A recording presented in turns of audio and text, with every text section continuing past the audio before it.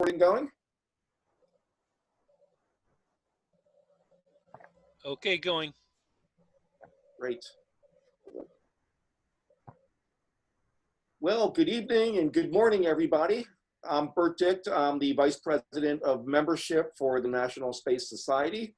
And I want to thank you for joining us for our virtual space forum, long duration spaceflight, the diet competition.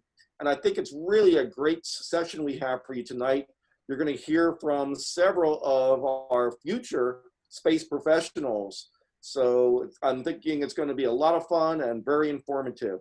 So on behalf of Larry Ahern, who's the Vice President of Chapters, I want to thank you for joining us. And I do want to give a shout out to Larry and a shout out to Fred Becker, who we're working together to put these events on. And we've been putting a lot on since April. We've got a complete schedule for you through the end of August. So we hope you can continue joining us. They're a lot of fun, and we've got a lot of regulars who've joined us too. So we're really looking forward to it. So I do want to go through our space forum etiquette. I know I do this every time. So for those of you who've been here before, again, just recognize we need to do certain things. The first thing I'm going to ask is everybody turn off your microphone, put it on mute, because we can hear everything. So, and remain muted throughout the session tonight. Fred and I will be checking and going through everybody, and we'll be putting you on mute if you're not. So I'm asking you to do that now. Some people are not yet muted, so let's get that done. So be in a quiet room as well, because again, any kind of distractions can disrupt. You can also turn off your camera, especially when we start having the presenters speak, because let's give them the priority. And if you're used to Zoom, just be on the speaker mode, so that way you can see them and no one else. As I said before, remain muted. We want to make sure that we respect all the speakers and the attendees. You can use chat to ask questions, and the session will be recorded tonight. So those are our space forum etiquette. So again, we've been really great at it over the last few weeks, so I do appreciate your cooperation. Tonight, we're going to have our speaker introductions, then the presentations. We'll have some discussion and QA. And then once that's done, our moderator is going to turn it back to me to just let you know what we have on store for next week. So again, we're looking forward to a great session tonight. So I'm going to let our moderator, Francis Dellutri, who is our NSS Deputy Education Director, take over now. So Francis, it's all yours. Thank you very much. Okay, start my screen share.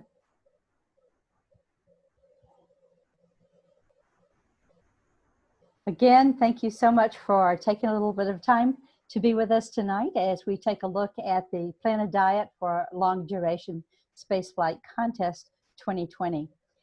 Bert talked to you a little bit about the program for tonight, and I just wanted to let you know a little bit more.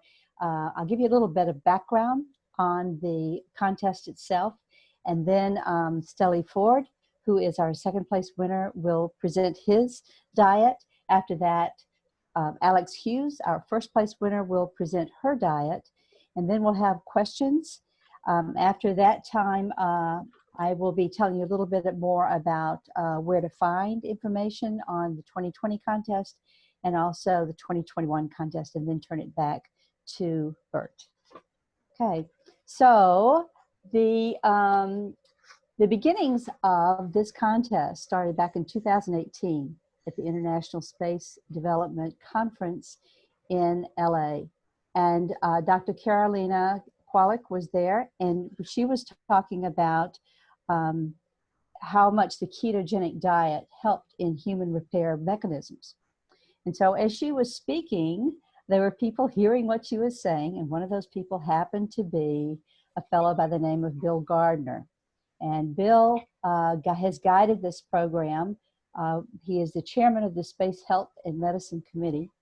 He reached out to Susan Ipjewell, who's the CEO and founder of the Mars Academy, and the collaboration started. And then in 2019, NSS Executive Committee gave their support of this pilot program. And so that led us to the presentations that you see tonight. The entrants are asked to consider the issues that affect human living in space as well as here on the Earth. And they're the same issues, and that is advanced aging, bone demineralization, ocular issues, a change in microbiomes, and epigenetics. As a follow-up to Dr. Qualik's 2018 presentation, Bill asked the entrants to research if they would support a ketogenic model for mission to Mars.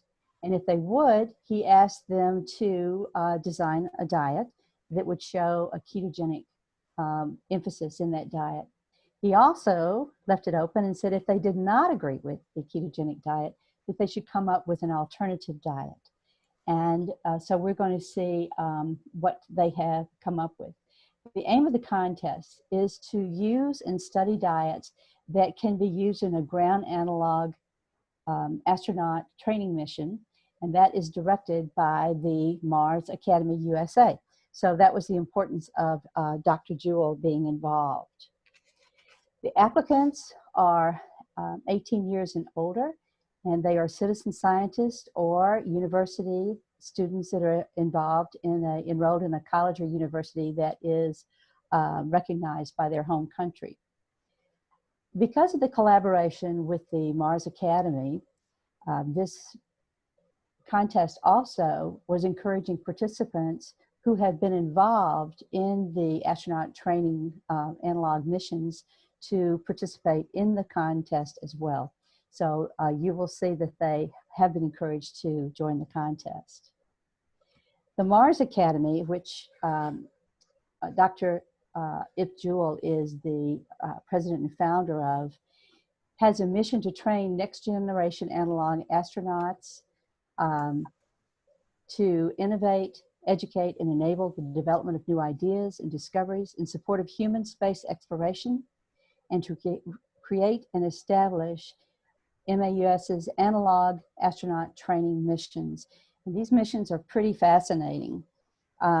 They have run missions in LA, near the space port in the Mojave Desert, and Nepal. I had an opportunity to meet Susan and a group of people that were headed off to a mission in Nepal last February, and also in Utah. They have planned missions for Kilimanjaro, Mexico, Everest Base Camp, the Arctic, and Antarctica. And there are different levels of mission rigor, high, medium, and low fidelity. As part of the contest prize, Stellie and Alix will have the opportunity to participate in a low fidelity astronaut analog mission in LA, and they are pretty excited about that. And you can find more at marsacademyusa.com, and we certainly invite you to do that. The contest had other prizes too. The first place winner, Alix Hughes, will be granted a $3,500 cash prize. Second place winner, Stellie Ford, $1,000 cash prize. They both will have NSS memberships and publication in Ad Astra. The winning papers were planned to be presented at International Space Development Conference, which NSS hosts in Dallas, Texas this year. However, the COVID-19 pandemic required the cancellation of that conference. So the presentations tonight at the NSS Space Forum, which is a platform for sharing cutting-edge information regarding space topics, is now great opportunity for us to bring their diets to others who would not even have been able to attend the conference in Dallas. So we're excited about that. Information on the plan for long duration spaceflight diet contest 2020 can be found on spaceedge.academy. When you go to that URL, you'll see a ribbon across the top, And one of the items is contests and challenges. And when you go to that drop down, you will see plan a diet to support long duration space flight. And we suggest you take a look at that. There's lots of information there about the contest and for 2020 and some resources, etc. And that's a good resource for you. The Space Age Academy is a repository for lessons and activities and resources for kindergarten through university students. There's also a place called the Centers for Excellence, which is a collaborative spot for universities and space industry. So a lot going on there, and I hope you'll take a moment to take a look at that. I'd like to read this disclaimer to you for this evening presentation. The LDSF diet contest winners are chosen based on their design, defense, and research consideration for diets for long duration spaceflight and do not represent the views of NSS. The presentations seen here this evening are the sole product, best efforts, and position of the presenters. NSS clearly believes that humanity should continue to explore, develop, and settle space. NSS believes that open, honest conversation will facilitate that goal and welcomes the opportunity to encourage thoughtful presentations on spaceflight and space settlement, which certainly brings us to our presentations tonight. We're going to start with Stellie Ford, who's our second place winner. He's a lifelong space enthusiast and citizen scientist. Since receiving his bioengineering degree at Cornell and his tissue engineering degree at Drexel University, he's worked in systems management and in clinical trials, gaining more experience in complex systems interactions. Currently, Stellie is working with a developmental design group through the Philadelphia chapter of Mars Academy, and they are involved in a competition for New Space Toilet. This is a NASA contest. It's due August 17th, and the name of the challenge is the Lunar Loo Challenge. Stellie also has some interesting hobbies, one of which is entrepreneurial development. He's currently raising silkworms and giving them a graphene diet to take a look at the conductivity of the silk they produce and for it to eventually be used in a smart fabric. This will integrate into biotech clothing. Maybe could be used for something like someone who's using a pacemaker down the road. When I asked him about his career aspirations, say in 10 years, he said he imagined himself running aquaculture or silk production on the moon. So we'll watch for that. And he enjoys cycling whenever he gets the chance, which I can't imagine when that is. Stellie, I'm going to ask you to now share with us what you have done. All right. Thanks for the introduction, Francis. And let me just share my screen here, and I'll jump into my presentation. All right. I'm going to flip my video back off while we are doing that.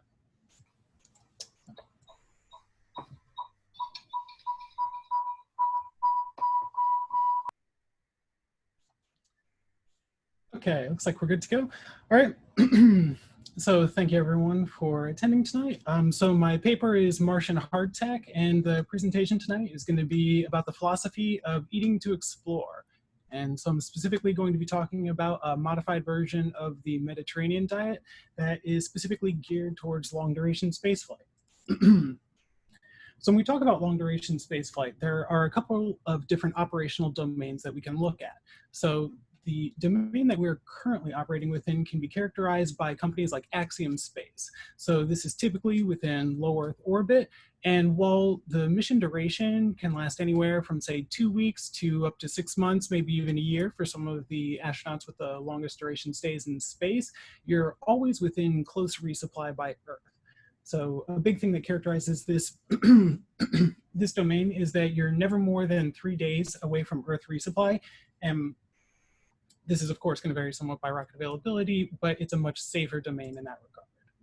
So what we're looking at right now is the next major domain through hopefully the later part of the 2020s, which is characterized by the Artemis program.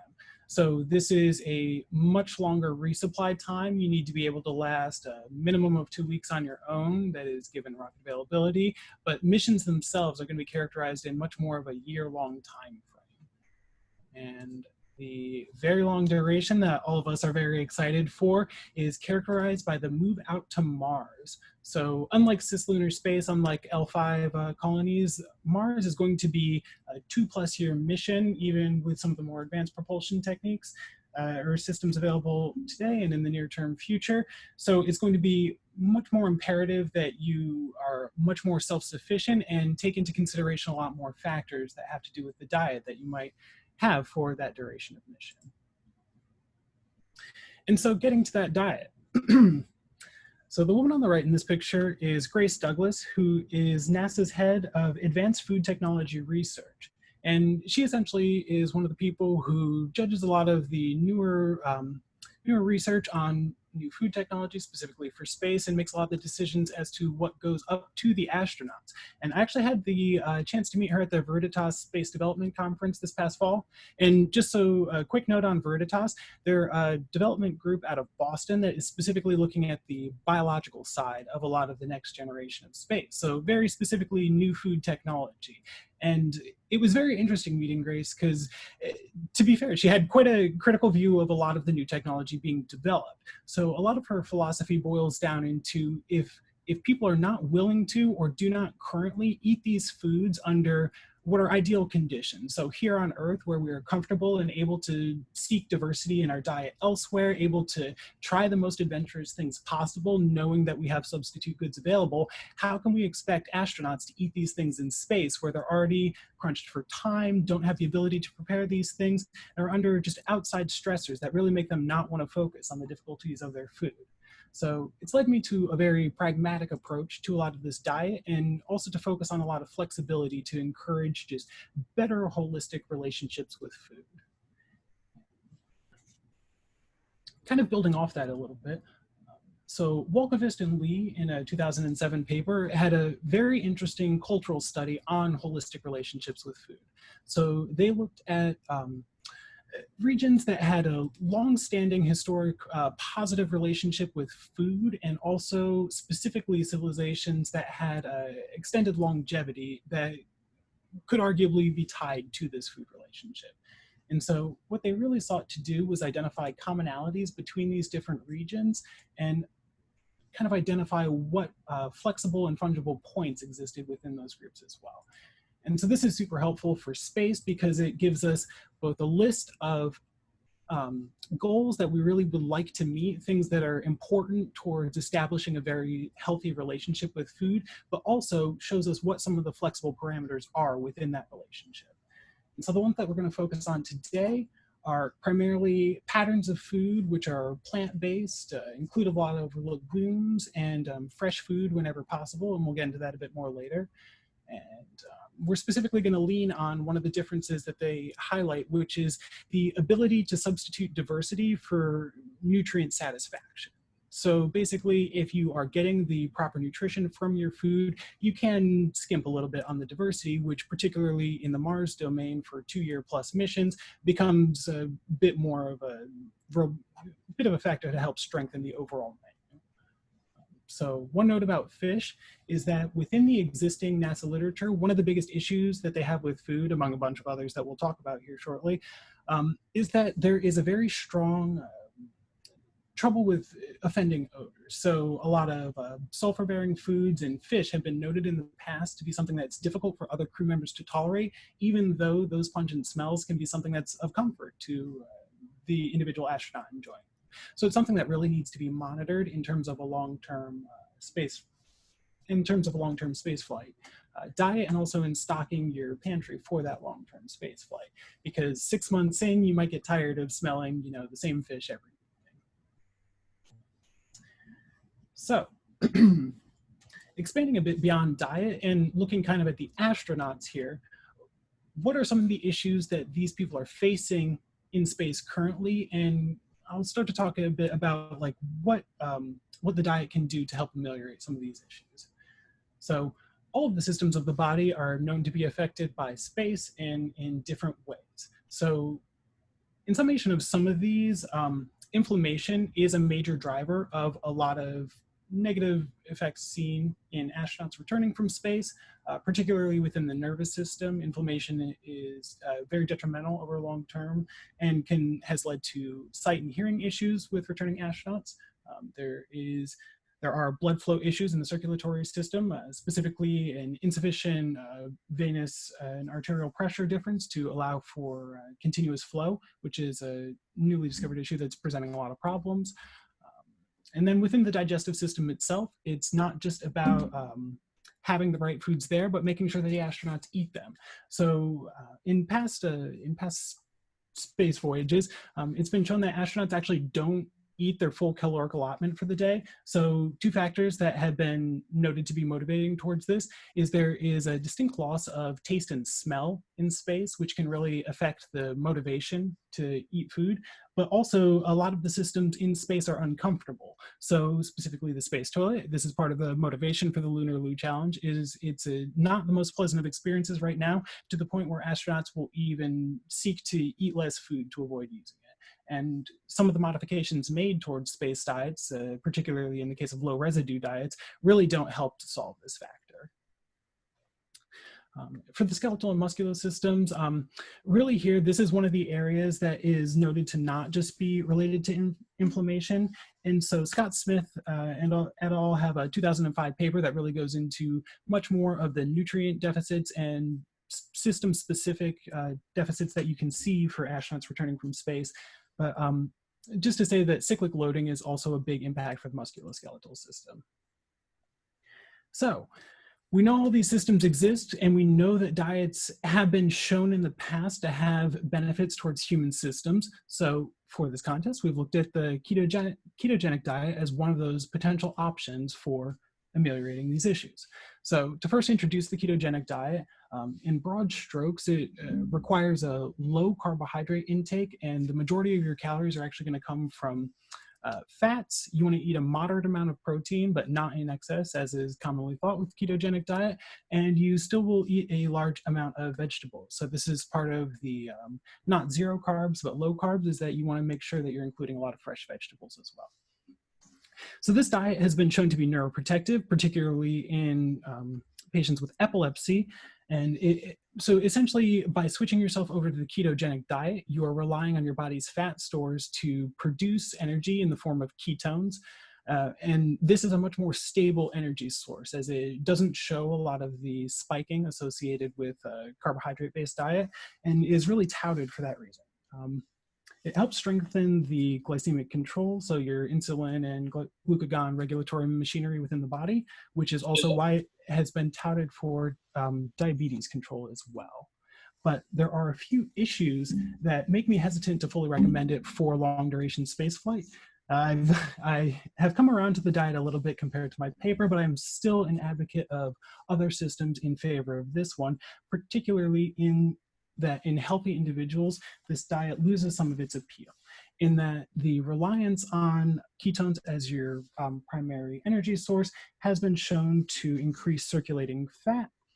And so Schofield and Reiser show that there is an increase in fat deposits throughout the body, which can specifically lead to fatty liver syndrome, which is notably quite concerning. And this is something that Xiaoyu Zhang et al. Found in their 2016 study as well. So more broadly, looking at the carbohydrate side of this diet, Seidelman et al. Had a very interesting study in 2018 that showed that essentially hazard ratio, and so this is death from all causes, this hazard ratio on the left here, was notably increased with both a very reduced carbohydrate diet and also a diet that relied too heavily on carbohydrates, though the danger was more pronounced for a heavily restricted carbohydrate diet, as is shown in this graph. So they're advocating for much more of an moderated carbohydrate intake level, but they don't address the specific underlying machinery, just more of the net cause or net result. So another alternative diet is intermittent fasting. So one of the goals of intermittent fasting is also to trigger the utilization and synthesis of ketones as an energy source for the body. So again, you're doing this by depleting the available blood glucose. And so when you do this through fasting, you're not negating other systems, so like lactose metabolism, and you are not relying on ketones for the full duration of your day's energy. You're simply creating a period of time during the day where you have restricted other sugars and thus promoted the ketone metabolism. So several of the proponents of the intermittent fasting diet actually credit this cyclicality to a lot of the benefits that are seen from this. And so both the ketogenic diet and intermittent fasting have been shown to reduce inflammation in the body and strengthen the insulin response system. But intermittent fasting has also been shown to help and train other endocrine cycles within the body, specifically ghrelin, which is the body's essentially hunger molecule, but it also works in biochemical clock mechanisms related to your rest cycle and also other metabolic cycles that occur throughout the day. And so this graph on the left just shows some of the different options with intermittent fasting. So the 5-2 is where you would eat normally on 5 days a week and then refrain from eating 2 days a week.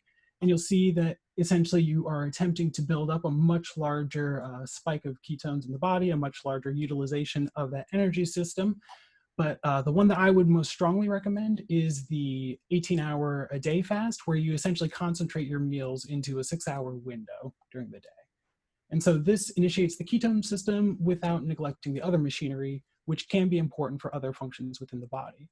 So while it is true that gluconeogenesis can be carried out from a purely ketone-based metabolism, it does force the body to put that pressure on those other systems in order to cause that generation, and has been shown to lead to other stresses in the body. And you would all detail how the cycling of a lot of this other sugar-reliant machinery is a way of strengthening that more fully. So collectively, what I have come to out of this, looking at a diet where we want to promote the intake of antioxidants to reduce inflammation and also focus on a very vegetable-heavy diet. We want a moderate amount of carbs, but we don't want to be in excess, and we also want to focus on having the diversity of diet that will really strengthen the overall nutrient absorption. And that's what led me to the Mediterranean diet. So looking at this food pyramid from McPherson et al., you can see that a lot of the elements of a typical Mediterranean diet line up with what we've already discussed. There's a heavy reliance on fruit and vegetables for every meal, but there's also the inclusion of breads, rice, and pastas, which are both very storable and also producible in quantities during long duration space flights.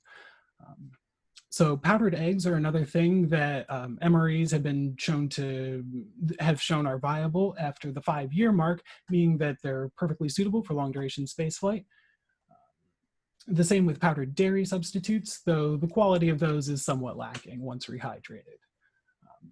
Meats are one of the most difficult items to produce in situ in any sort of long duration spaceflight situation, but the commercial market actually has begun to address this problem already, with some brands like Quorn Foods, that's Quorn, producing microprotein or using microprotein and egg whites to produce a meat substitute that is the equivalent of chicken and would be a great way to produce a high quality protein in situ given the constraints of a 2+ year mission.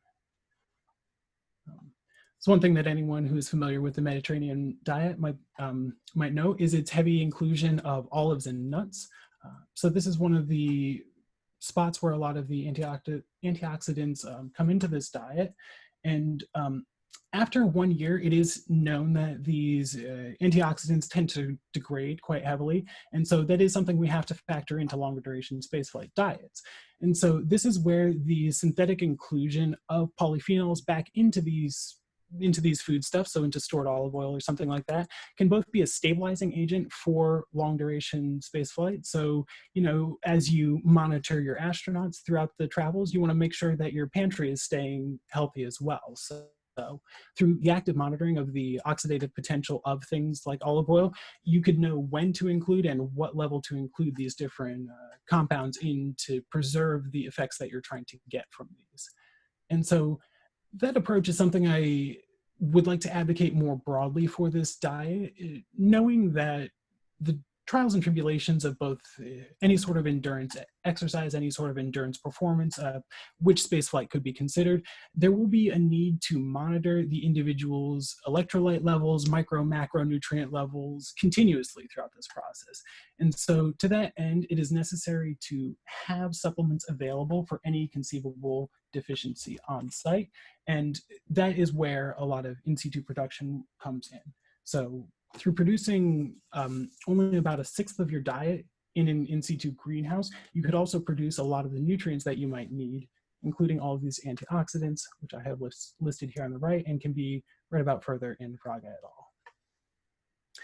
And despite criticisms, I do also support nutritional yeast and other algal bioproducts as a supplement to the food systems in any sort of long duration spaceflight, but really only as a supplement. So if anyone is familiar with spirulina these days, one of the most common ways to eat it is to have an ice cube size concentration of algae that you can then mix into something like lemonade to provide a nice drink. But if anyone has tried to eat it plain, it's not the best fresh. And so to summarize a lot of the aspects of this diet and to really give a better framing on what can be expected from this, I think it's important to note that the gold standard for astronauts returning from space today does not include any sort of full prevention. So I don't want to say any sort of. So there is preventative action taken in terms of your musculoskeletal system. You know, astronauts have a 2-hour-a-day workout regimen, but even so, returning from space, we still expect significant detriments. We still expect immobility. We expect eye issues. And despite the benefits that have been shown from a neuroprotective diet, from reducing inflammation throughout the body more generally, we can't expect miracles from our diets. All we can expect is the prevention of known hazards through a substantial baseline. And that is where I would like to leave you guys today. And if you have any additional questions, please feel free to reach out. And I will pass it back to you, Francis. Thank you very much, Stellie. Excellent. I want to now introduce Alix. Let's see. Alix is a native of Dublin. So right now it's about, I think, 2 or 3 o'clock in the morning. And so we appreciate Alix being with us very much this evening. Alix is an MS candidate at King's College London, where she is pursuing a space physiology and health degree. Her BS was from Dublin City University, where she received a sports science and health degree. Her main interest is space physiology research, and Alix has had some interesting internships. One internship in particular was to analyze muscle tissue in different species, and this was done at the Science Institute of South Africa in Cape Town. Another opportunity she had was designing a research study that investigated the pain levels in osteoarthritic individuals using an AlterG or anti-gravity treadmill, and this was at Dublin City University. She also used that same equipment in a undergraduate dissertation on the effect of simulated Mars and moon gravity on human ambulation. The contest caught Alix's eye because the contest was trying to take a look at how contestants or entrants would take a look at ketogenic diets in space. And at the time, Alix was working on comparing the performance of cyclists who were on ketogenic diets with those cyclists who were on traditional diets. So this caught her eye, and that's when she decided to take advantage of the situation. Her aspiration is to be a PhD in an area of nutrition and muscle metabolism, and Alix enjoys rock climbing, athletics, and baking. And now I want to stop my share, and Alix, if you will tell us about your diet. Well, thank you so much for the introduction, Francis. I'll just share my screen.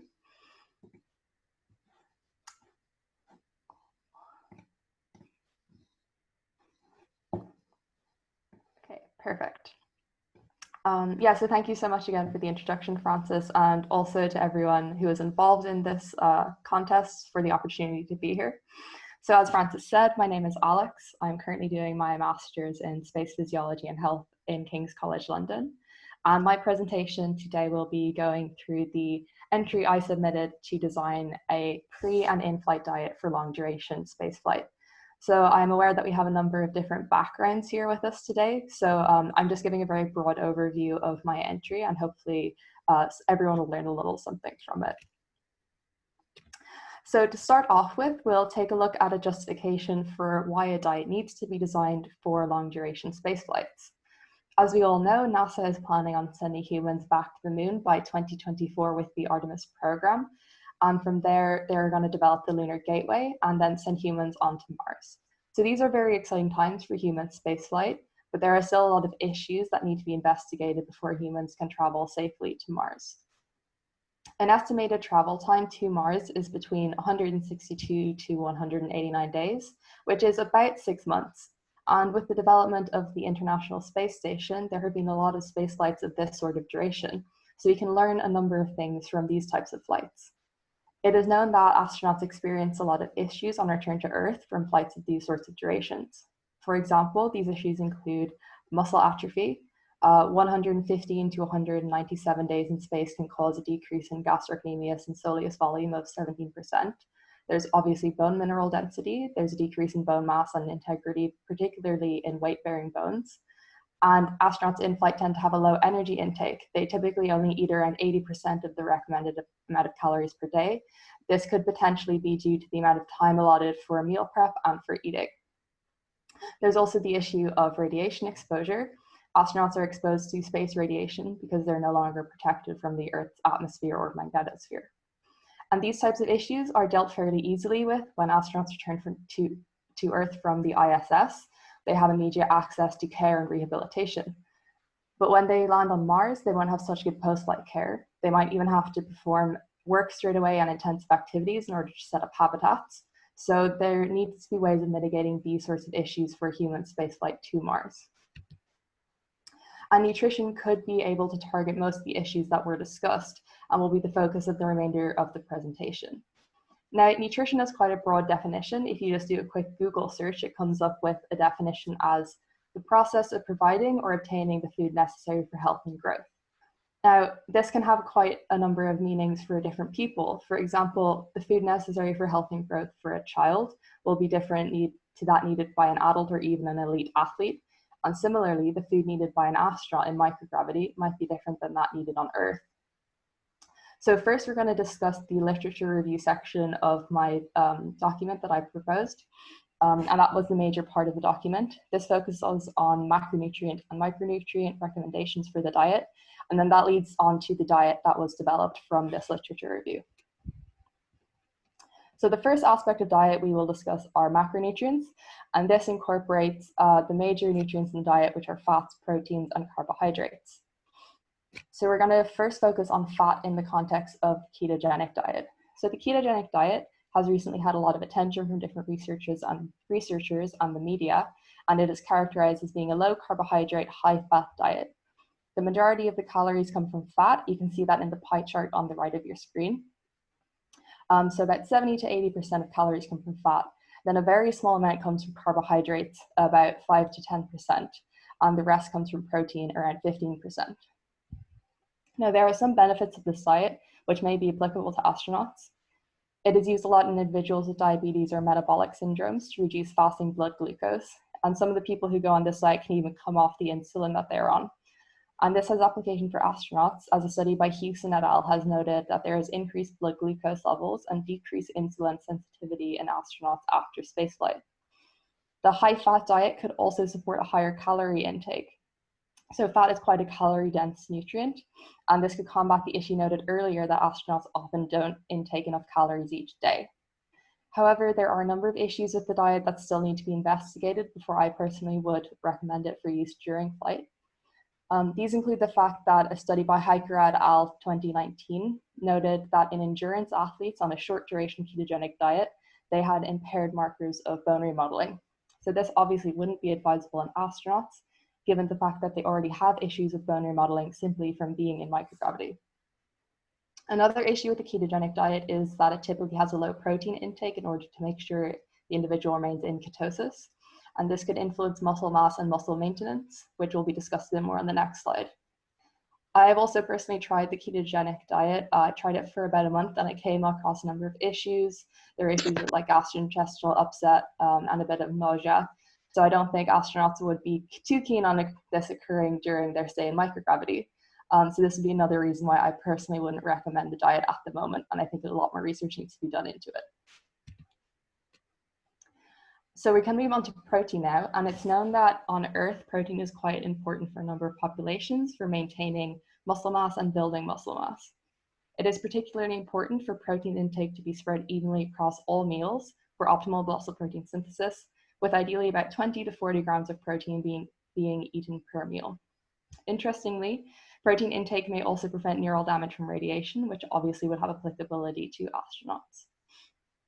I would personally be a big advocate of astronauts having sufficient protein intake and spreading protein evenly across all meals, but there are some issues that need to be considered for a high protein intake during flight. A high protein intake can lead to low-grade metabolic acidosis due to the metabolism of sulfur-containing amino acids such as taurine and cysteine. And this type of acidosis can lead to the increased activity of osteoclasts, which are the cells responsible for breaking down bones. Therefore, protein intake during flight should not be excessively high, probably not above 1.2 grams per kilogram of body weight per day. But this is still quite a bit higher than the current recommended intake for the general population on Earth, which is only 0.8 grams per kilogram of body weight per day. However, even if protein intake is quite high, the low-grade metabolic acidosis can still be countered by supplementing with alkalizing agents. A study by Bullmeyer et al. Performed a bed rest study where participants were given 1.8 grams per kilogram body weight per day of protein, so obviously quite high, but they were also supplemented with 90 millimoles of potassium bicarbonate, and this seemed to counteract the effect of the high protein diet and reduce the metabolic acidosis as measured by urine pH. So it would be beneficial for astronauts to potentially supplement with potassium bicarbonate in their diet. The final macronutrient to discuss then are carbs. The current in-flight recommendation at the moment is that 50% of calories in the diet come from carbohydrates. This seems to be well tolerated by the astronauts. I don't think there is much of a need to change it at the moment. Apart from the fact that it's well tolerated, carbs can also be beneficial in increasing the muscle protein synthesis response of individuals. Again, this is important for astronauts in terms of the muscle atrophy that they experience. A study by Wittard et al. Found that co-ingesting carbohydrates along with a suboptimal amount of amino acids can rescue the muscle protein synthesis response. So essentially what this means is if you're eating a meal and you have a low intake of protein, that wouldn't usually induce muscle protein synthesis. If you're also taking in carbohydrates at the same time, this can increase the muscle protein synthesis response. So this again would be beneficial for astronauts in terms of decreasing the muscle atrophy that they experience. And then also if they have to keep protein low in order to mitigate the metabolic acidosis, then a high carbohydrate ingestion at the same time would be beneficial. So then this leads us on to the micronutrient aspect of the diet, and micronutrients consider vitamins and minerals. And there are two main nutrients that I want to discuss, which are vitamin D and iron. So first we're going to discuss vitamin D. And Smith et al. Has found that vitamin D status is compromised in astronauts after spaceflight. The average post-flight level after 4 to 6 months on the ISS was 47.7 nanomoles per liter. And this is pretty low considering the optimum serum levels have been recommended to be about 80 nanomoles per liter by Trivedi et al. So astronaut serum levels are nearly half of what they should be after only 6 months in space. This is likely due to the lack of exposure to sunlight, and it could also be due to the fact that they have a low energy intake and they're not getting in enough calories. So therefore, I would recommend vitamin D be supplemented for long duration missions, also because vitamin D is quite important for bone health. I would recommend a dose of around 100,000 international units be taken every 4 months. A study by Trivedi et al. Found that this is safe and effective at reducing incidences of fracture in men and women over the age of 65, so it should be safe and effective for astronauts to take as well. The next micronutrient to consider is iron, which conversely to vitamin D is actually too high during flight.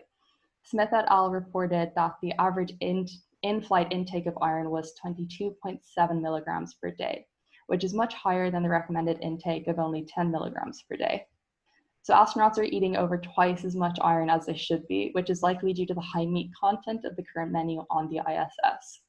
And this high iron intake is an issue, as high iron, along with radiation exposure, as you experience in space, can lead to oxidative stress and an increased susceptibility to radiation-induced cancers.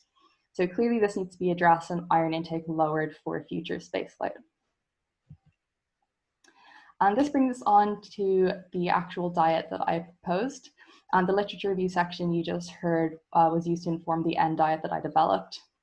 The diet I'm proposing would be for both a pre-flight and in-flight diet. The use of it during pre-flight would be to acclimatize the astronauts to the diet, make sure there's no issues with them eating all the foods. And then it could also be used during this time to deal with any deficiencies that the astronauts might have pre-flight. So based on the literature review, I compiled all of the information into this quite long-looking table. And this breaks down the energy requirements, micronutrients, and macronutrients for an 80 kilogram male astronaut. Just to note, the NA all down the right column are simply there because the column is for a percentage of total calorie intake, which doesn't apply to the micronutrients. So this table includes all the micronutrients, not just iron and vitamin D, which I talked about. And it includes some antioxidants such as omega-3s, coenzyme Q10, selenium, and alpha-lipoic acid. And these types of antioxidants are important to include in a diet as they may help prevent radiation-induced damage in astronauts. There have been a number of studies performed on rodents who were fed various antioxidants and exposed to doses of radiation. And the rodents who were given the antioxidants generally had better outcomes than those who were not.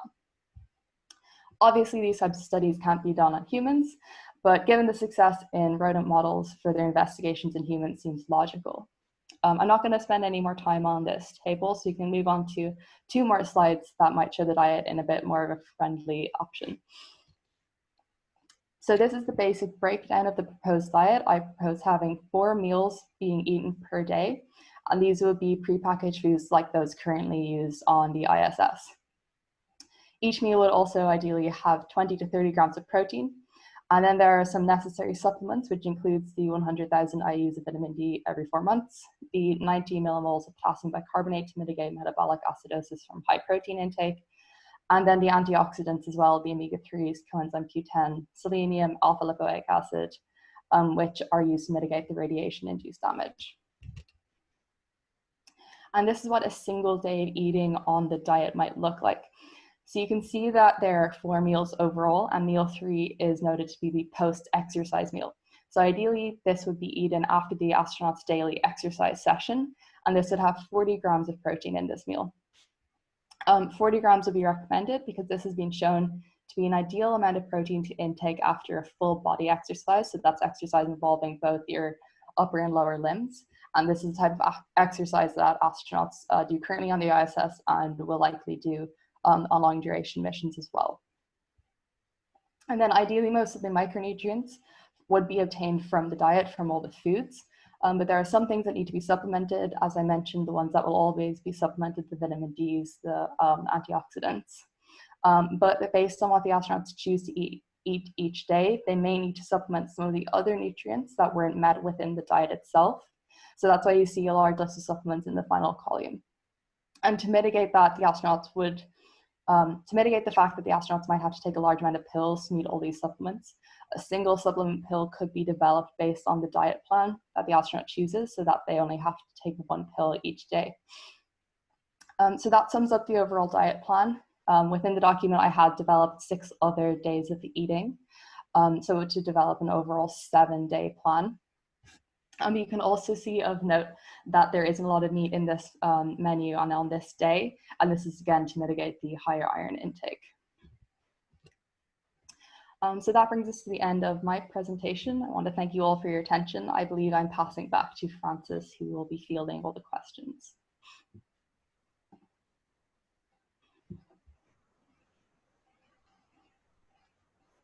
Alrighty then. So I have questions here from registration and other folks that have reviewed. If I could have Stellie's camera up as well as Alix as we answer these questions. There you are. Great, great. All right. Here's a question for you, Alix, that has to do with some of the things you were just speaking of here. You mentioned 4 meals a day, and there's a question here. Why is that preferable to 3 or even 5 meals a day? And when would the astronauts partake of these meals? Yeah, so ideally I chose 4 meals because they currently eat 3 on the ISS, but obviously they're not obtaining the nutrient intake. They have 80% less, or they only obtain 80% of the calories they need. So I think if they had an extra meal per day where they were scheduled to eat, it would probably be easier for them to obtain all the calories. I went away from 5 because I felt like that would probably be too much. And again, astronauts do have busy schedules, so they can't be spending all day meal prepping and eating. Then in terms of the timing of the meals, the only one with a specific timing would be the meal post-exercise. So whenever they're having their exercise, the meal would be ideally as quick after that as they could to have optimal muscle protein synthesis stimulation, and they would have the 40 grams of protein in that meal. Potentially, they could also have their last meal kind of close to bed and have high protein in that as well. There have been some interesting studies which have shown that eating protein before bed might mitigate some of the muscle protein breakdown aspect of that occurs when you sleep, because you're doing like a fasting aspect during that time. Thank you. Stellie, we have a question here about what about specific fiber requirements? Could you address that? Yes, I don't have a number offhand as to the grams per day, but the fiber requirements would be a consideration of the diet, but it's supposed to be met via the heavy inclusion of fresh vegetables. So that would be a requirement with your vegetables. All right. So specifically, actually, so I do have that from my paper. We're looking at about up to 40 grams of fiber a day. Let's see here. Alix, you were talking about, I'm sorry, Stellie, you were talking about in your diet trying to have a diet that was interesting, etc. And I have a question here about what do you think is more important? Have there been any studies done on if the taste of food versus the appearance is more important? Do you know anything about that? So I haven't heard anything specifically to that end, but I have heard quite frequently taste being referenced as something that is very detrimental on the ISS currently. And so as far as that goes, I have found in my own experience that the smell and taste of food easily outweighs the sight of it in most cases. So for anyone who's very familiar with stir fries, I find that to be a frequent occurrence where it doesn't always look great, but the smell is what sells it. And I have a question along those same lines, Stellie, is that in some form of virtual reality, is some form of virtual reality being contemplated to trick the taste buds to make food less bland? I actually wouldn't recommend that for like established part of a diet, simply because it creates such a bigger barrier to every meal. So again, with the practical daily application of this, I just couldn't imagine putting on a VR headset every time I sat down for dinner. Alix, do you know about a no gravity effect on how the body digests or eliminates waste? Yeah, so that's obviously a really good question. So there are some changes I know in like pharmaceuticals. The way that people absorb different medications changes in microgravity, so the doses they experience aren't the same. And this is due to the fact that in microgravity, not all the particles are digested at the same time. So the dose that they receive tends to be lower and spread out over a longer period of time. Then if you apply that to food, there haven't been any studies looking on whether there's any absorption changes in the gut. This is simply based on the fact that apart from vitamin D, there tends to be no deficiencies. And the vitamin D deficiency is likely due to lack of sunlight, not to do with lack of absorption in the gut. So it's not thought that gut absorption changes that much in flight. I'm not sure about the changes in waste production though. That would be definitely interesting to consider. I haven't looked at any of the stool studies or the stool samples from astronauts. Stellie, here's one for you. When we're talking about dehydrated foods to have there, such as fruits and that sort of thing, is the natural bacteria in the food, does it die upon dehydration? So dehydration won't kill everything within food, but it definitely would kill a lot of things, and particularly the longer it's stored. But to that end, the idea, you don't need to repopulate your gut bacteria with the food that you're eating. It definitely is a contributing factor towards the overall health of the community of your gut microbes, but much more the bulk nutrients that you're supplying to them are going to be an issue. So in the event of some sort of greater, microbiological challenge, like a intensive course of antibiotics, that's where you might want to look into something more specific. But again, I wouldn't look for diet-based repopulation there. I would more likely recommend a frozen stool sample. Okay, and along those lines then, would you suggest probiotics being part of the intake for astronauts? Not as currently on the market, and Alex, you might be able to speak more to some of the regulation behind this, but I have just not seen any studies that show enough of a benefit from, incidental intake of probiotics. Lactobacillus to a very minor extent. The conversation would be different with genetically modified probiotics, but that's a whole bigger conversation. Alex, you were using a diet based on current NASA suggestions, and there's a question here: can't the space food we now have or suggest be used for long duration space flights? No, so if you were thinking of, I think you were thinking really of how we can better work with our Greg Michael. How we can further work with our diets right now in space. But if we had like a 3-year mission or something like that, how would that change what we are currently using from NASA? Yeah, that's definitely a very important thing to consider. So I think I was reading a paper, I can't quite remember the reference off the top of my head, that said for a full Mars mission, both going there this day and coming back, if we were to just use the prepackaged meals as we do, the overall weight of the food and the packaging would be 9,660 kilograms. So obviously mass limitations would limit that being used solely for the mission. The diet I was proposing was simply for the travel time to Mars. I hadn't considered one for when the astronauts were on Mars, but I definitely think it needs to be investigated more how we can have more sustainable sources of food. So as Stellie was suggesting, maybe have something that we are growing either on the way there or when we get there, have something set up to help us grow food so we don't need to bring everything with us, which would be quite difficult. Thank you.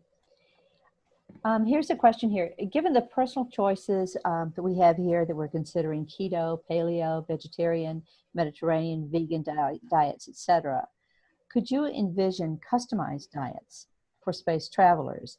And what would be the challenges to offer such a variety?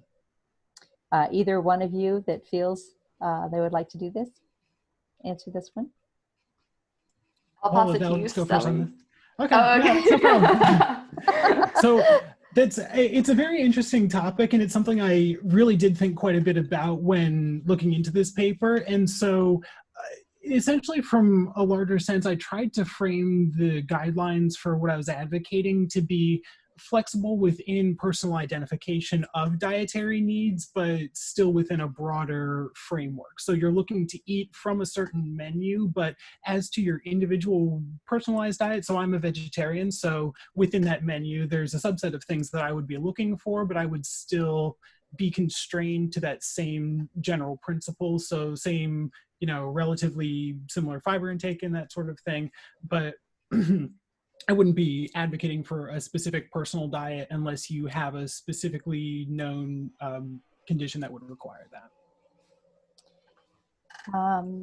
Did you have something to add there, Alex? Yeah, like I think personalization of the diet is quite important. And something to note is I don't believe we've ever had a vegetarian astronaut yet. So yeah, as I mentioned, the meal plan is quite meat heavy at the moment. So I do think like future options for diets should have a bit more flexibility in them, maybe some vegetarian options as well. Because again, just in terms of flexibility, like you probably will get bored eating the same food over and over. So having various different options would be quite important. Okay. We have a question here. What food do astronauts consume the most to have a balance in their work routine and relieve stress? Either one of you? The chocolate pudding is quite popular. And the prawn cocktail, yeah. Sounds good to me. Yeah. Are there any other, I think sometimes astronauts can bring some of their favorite treat foods with them, as long as they're, you know, compatible with the environment. Do you know of anything that NASA is trying to put together that can actually release some of the stress, but actually has some hidden benefits to the diet? So that is a consideration they take on resupply missions to the ISS. So typically, just by the nature of the cargo ships and stuff, they don't use all of the available mass that the vehicle is capable of. So they have a lot of discretionary mass, which is almost always used to include some personal food for astronauts. Now, given there's a 2-week, you know, stay fresh window for all of that, but homemade cookies, it's a very common thing actually on resupply missions. Here's a question here. How can we seriously plan a long duration space flight without some sort of agriculture providing sustenance on a renewable basis?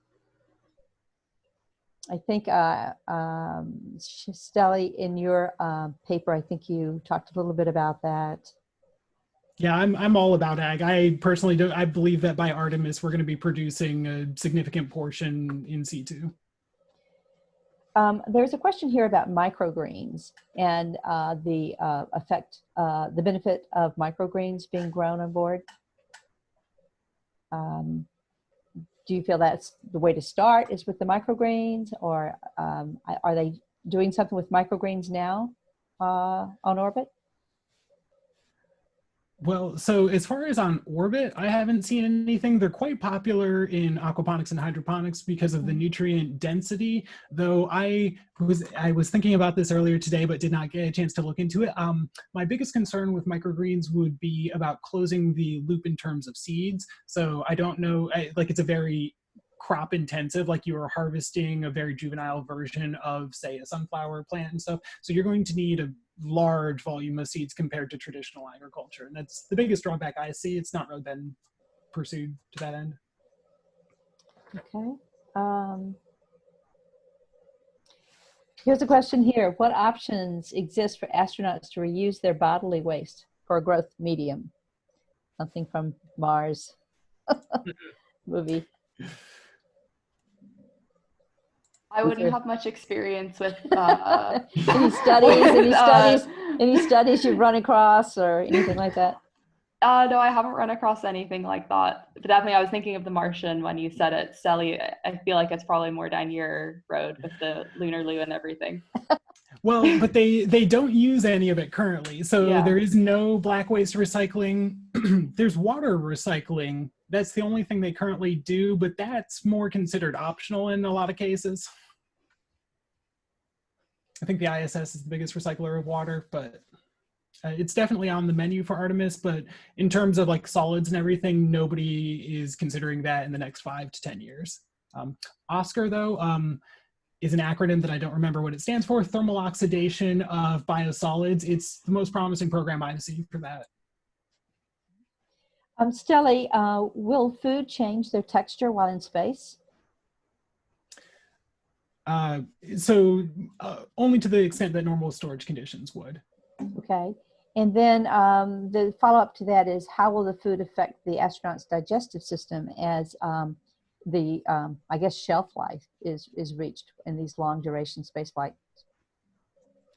So there's nutrient degradation over time, but it's in very specific areas. So I know B vitamins are very susceptible to this and a lot of polyphenols, but beyond that, I couldn't comment much on that. I don't know if Alex, you can go more into those. No, I do know that there is a concern that radiation will degrade the nutrients, but I haven't read any studies about how radiation could affect the nutrients or not. So obviously future studies should be or need to be conducted in this area. So. There's another question here.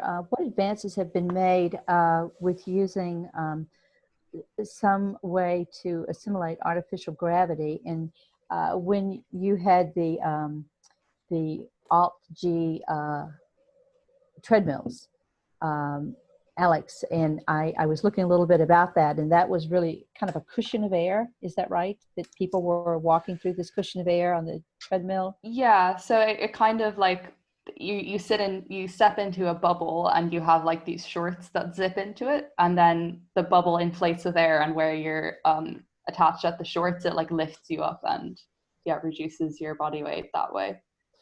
Okay. So those are the types of things that we're trying to look at for. I'm not sure, except for the buoyancy, except for the buoyancy pool, of course. Yeah, so I'm not sure how much they would be used in terms of like diet. I know that, so I was using lower body positive pressure, so that applies an upward force. I know that with the Russian space agency, Roscosmos, they currently on the ISS have lower body negative pressure as one of their countermeasures for like the fluid shifts that happen. And that seems to be quite good at mitigating some of the orthostatic intolerance that astronauts experience when they return to Earth, when they do lower body negative pressure prior to their return. In terms of artificial gravity, maybe the question was also relating to this idea of like having a rotating spaceship that makes its own gravity. In that regard, I'm not sure of any developments that are happening in that area, but that would potentially mitigate some of the muscle mass loss and bone loss. So that would obviously have different implications for the diet that would need to be used. Okay, great. I think our time is just about up for questions, so I'd like to move on. Thank you very much for fielding some of these questions. There will be an opportunity for others to ask questions, and I'll go into that in a little bit later. Let's see here. I'm trying to move my screen here. I don't know what's going on. Let's see. Share and share again.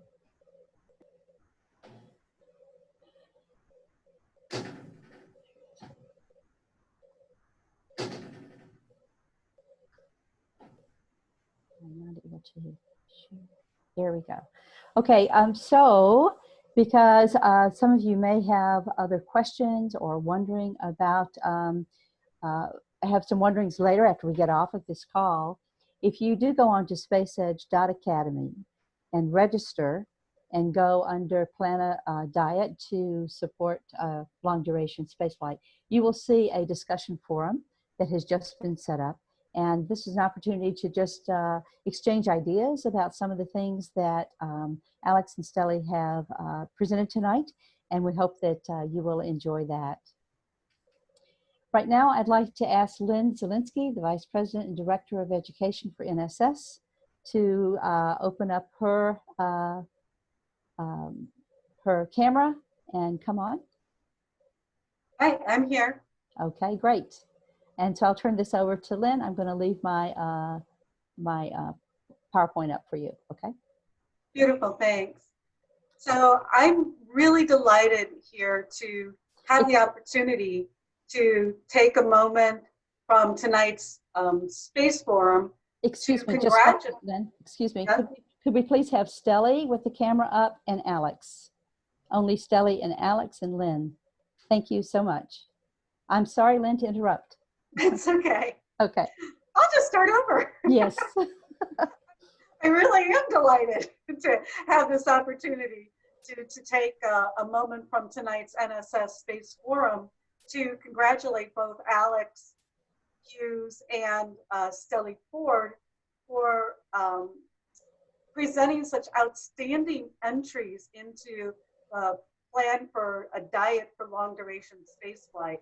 It's really an honor to hear your presentations, and thank you very much for sharing your findings with us. I know that you're going to have a wonderful time doing the analog and sharing the diets yourselves with each other during that analog, and then sharing it with us through an article in Ad Astra magazine. So that's going to be wonderful. So on behalf of the National Space Society leadership, I would like to recognize both of you with these certificates. If Francis, you could show the first certificate, thanks.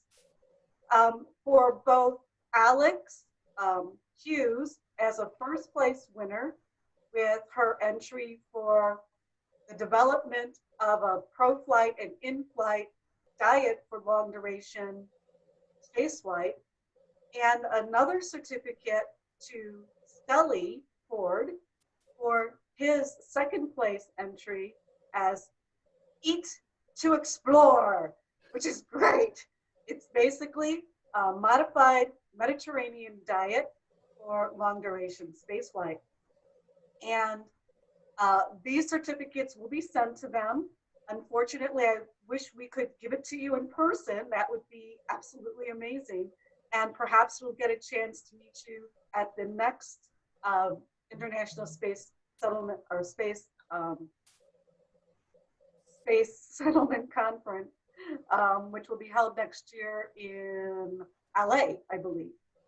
So in any case, we appreciate your outstanding contributions for the 2020 plan for long duration spaceflight competition contest. And I would also really like to thank you for raising the awareness of the complexities of the in ensuring the success of health in long duration spaceflight. A lot of times when people think about space settlement, they don't think about all of the details that, gosh, you've got to keep people healthy and you've got to clean up messes. And this is just one aspect of space settlement that I think needs to be addressed on a wholehearted manner. And I really do appreciate both of you for entering this competition and doing such an amazing job with your presentations. I learned a lot from them. Your presentations have given us all much to consider, and we want to move forward with space settlement. You've given us that opportunity to think about it a little bit more. So we at the National Space Society are absolutely delighted that you have contributed to our space forum for tonight. And I'd like to take it back to Frances Dellutri and also give her a big thank you, and Fred Becker a big thank you for doing all the logistics associated with this. It's really totally amazing. So Frances, it's back to you. Thank you. I would like to tell you that the papers and presentation tonight for the 2020 contest that Alix and Stellie have shared with us will be on spaceedge.academy for you later this week, and that this evening's Space Forum will be available on Space Edge Academy YouTube in a few days. The 2021 information will also be on spaceedge.academy on that URL by late fall. So they're already at work on that. And the Space Health and Medicine Committee for NSS wanted me to be sure and let you know that volunteering is certainly appreciated for the further contest development, marketing, and judging.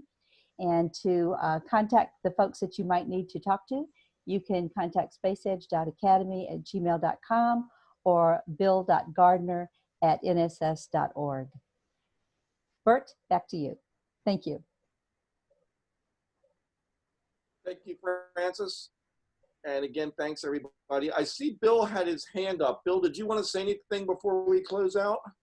Yeah, I just wanted to thank two people who are on the call. I see Gerald McLaughlin, who was a judge in this contest, who poured through these papers in great detail and helped us score and figure out who the winners were. He works for the National Institute for Drug Abuse, and he's a very highly qualified judge. We hope that he'll feel encouraged to participate with us again. Also, shout out to Susan Ipjewel, who's on the call, I see. And she's the director of Mars Academy USA, who will be directing these Mars analog missions and working with Stellie and Alix to iron out the details of their diets and their plans to implement in the missions that are going to be coming up. I understand from Susan that'll be sometime in 2021. Stay tuned. We'll follow that. We'll follow up with that. So keep please, anyone who's interested in coming and working for us, either contact me as Francis indicated, or look at the website. We're going to be updating that frequently, and look for new information about that. And everybody keep eating and keep smiling, because that's the way to go. Eat to explore. Thank you so much, Bill. And thank you again, Francis, for the great job in moderating, and Lynn. We really appreciate all that you did to make this possible. And let me give a special thank you to our presenters tonight, Alix and Stellie. That was really interesting. As you were presenting, I started thinking back to a time when Coca-Cola and Pepsi got into a little competition to take their sodas into space on the space shuttle. And I don't know if you ever want to go back and look at that. I think it was about 1985 that they spent a fortune creating a can that would work in the 0G to keep the carbonation. And I think it all ended up kind of null, because the shuttle, the orbiters, didn't have any refrigeration. So the astronauts were drinking warm Pepsi and warm Coke. So that was an idea that didn't go very far, but I just thought about it from the standpoint of nutrition. But again, thank you so much for the very informative talk, and congratulations on winning the first and second place. And we look forward to hearing a lot more about you as you move through your careers. So again, everybody, yes, question? This is Larry Ahern. I said, people are interested in long duration space flights. Watch for the announcements. In a few weeks, we're going to have long duration space flight and infectious diseases, which is probably apropos with the pandemic on. Very good. Thank you, Larry. Yeah, keep an eye out on all of our future space forums and town halls. So as we close out this evening, again, I want to thank Larry, who is our talent booker for all of these space forums and town halls, and he keeps getting great speakers. And of course, Fred Becker, who's doing publicity and also monitors the event as we go along. So thank you both. These would not be possible without you. So as we close out, I want you to just look forward to next week. And we've really got something exciting. We have Lori Garber, who is the CEO of Earthrise Alliance, the former NASA Deputy Administrator, and also a former NSS Executive Director. So Jeffrey Liss is going to be interviewing her and talking to her about what's going on with space. And so we look forward to seeing you next week and a really interesting discussion. So again, everybody, I thank you for joining us. We really appreciate taking the time out of your busy days. I just want to wish everyone a good weekend coming up. Please stay safe out there, and we'll see you next week at the next Space Forum. Take care, everyone.